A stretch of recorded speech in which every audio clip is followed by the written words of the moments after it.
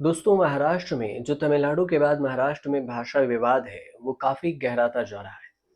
एक तरफ और ठाकरे परिवार में 2 भाई जो उद्धव ठाकरे और राज ठाकरे दोनों एक हो गए। तो महाराष्ट्र में राज ठाकरे ने जो एमएनएस के कार्यकर्ता हैं, उनकी गुंडागर्दी लगातार बढ़ रही है। मराठी भाषा को लेकर हमलावर भी हैं। एमएनएस के कार्यकर्ताओं ने एक टोल प्लाजा को निशाना बना लिया। उन्होंने टोल बूथ की जो कर्मचारी उनकी बुरी तरह से पिटाई भी की और क्षति भी पहुंचाया। एमएनएस ने भी कार्यकर्ताओं के इस हरकत को सही ठहराया, पार्टी का भी सही कहना हुआ। एमएनएस ने महाराष्ट्र के वाशिम में बने टोल बूथ पर तोड़फोड़ मचाई।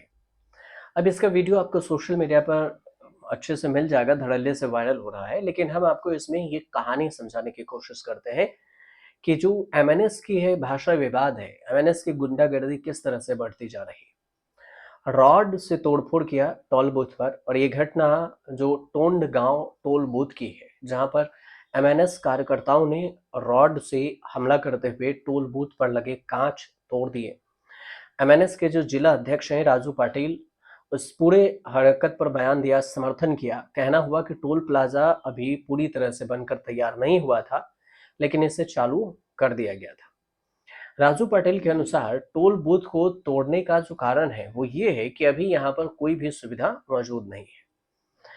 अब इसलिए वो कहते हैं कि मेमोरेंडम भी बात हुई थी, लेकिन मेमोरेंडम की भी मांग की, लेकिन टोल बूथ ने कनेर गांव को जोड़ने वाली जो सड़क है उसमें अभी बनकर तैयार नहीं हुई, और टोल बूथ पर लोगों से टोल वसूला जा रहा था, और इसलिए हमने टोल प्लाजा तोड़ दिया।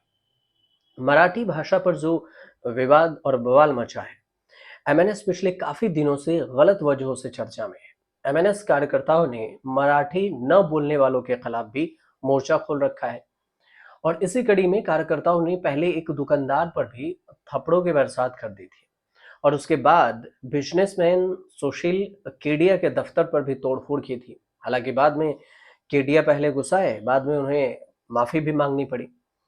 अब इस पूरे विवाद में हिंदी भाषी राज्यों के नेताओं की भी एंट्री हुई, और कई नेताओं ने महाराष्ट्र के नवनिर्माण सेना के अध्यक्ष जो राज ठाकरे हैं, उन पर काफी हमला भी बोला। इस बीच में देखें तो एमएनएस के प्रमुख राज ठाकरे ने पार्टी के कार्यकर्ताओं को एक फरमान जारी कर दिया। राज ठाकरे ने ये कहा कि एमएनएस के कार्यकर्ताओं से ये कहते हैं कि उनकी अनुमति के बिना मीडिया से उनको बात नहीं करना है, और मीडिया से बात करना बंद कर दें। अब दरअसल महाराष्ट्र के कई ऐसे वीडियो हैं जिसमें ये दावा किया जा रहा है कि कुछ एमएनएस के कार्यकर्ताओं ने उन लोगों पर हमला बोला जो मराठी नहीं बोल रहे हैं और जो महाराष्ट्र में नहीं है। अब इस कड़ी में पुलिस ने कई तरह पर सोशल मीडिया के कार्यालय में जो तोड़फोड़ हुई थी, उसमें भी पूछताछ की थी, और 4 से 5 लोगों को जो एमएनएस के कार्यकर्ता हैं उनको गिरफ्तार किया था। इनके खिलाफ भारतीय न्याय संहिता जो बीएनएस की 2023 की धारा है, 223, 189(2), 189(3), 190, 191(2), 191(3) और 125, इन सब के तहत एफआईआर दर्ज की गई थी। लेकिन बीजेपी की अगर बात करें तो बीजेपी की भी वहां पर गठबंधन की सरकार है, और राज ठाकरे विपक्ष में है। अब बीजेपी के जो नेता हैं लगातार इस पर निशाना साध रहे हैं। इधर सांसद निशिकांत दुबे जो गोंडा से सांसद हैं, उन्होंने राज ठाकरे को टारगेट करते हुए कहा कि राज ठाकरे केवल गुंडागर्दी करना जानते हैं, इससे ज्यादा कुछ नहीं। इसके अलावा जो विकीलीक्स में जो बात की जानकारी है कि बिहार के एक छात्र पर भी मनसे कार्यकर्ता ने हिंसा की थी। ये बात 2007 की भी घटना है, और इसी को निशिकांत दुबे ने शेयर भी किया था सोशल मीडिया पर। गुंडागर्दी राज ठाकरे का एकमात्र उद्देश्य है, जिससे मनसे प्रमुख नगर निगम चुनाव हारने के डर से, यानी जो बीएमसी चुनाव है उस हारने के डर से ये पैंतरा अपना रहे हैं। तो जो बीजेपी के जो आरोप है वो ये एक तरह से रहा है, और राज ठाकरे हिंदी भाषी को लेकर है कि त्रिभाषा जो विवाद है कि 3 भाषा, उसमें हिंदी थोपने की बात को लेकर विवाद में है।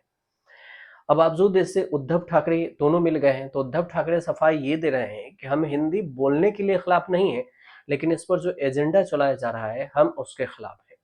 हालांकि ये विवाद कहाँ जाकर रुकता है, महाराष्ट्र में क्या कुछ स्थिति बनती है, ये आने वाले वक्त में और भी चीजें नई नई नई चीजें आएंगे। तो फिलहाल जो छोटी सी जानकारी थी वो हमने आप तक पहुंचाई है। अगर आपको सही लगे तो हमारे चैनल से जुड़िए, सब्सक्राइब कीजिए, शेयर कीजिए, कमेंट जरूर कीजिए।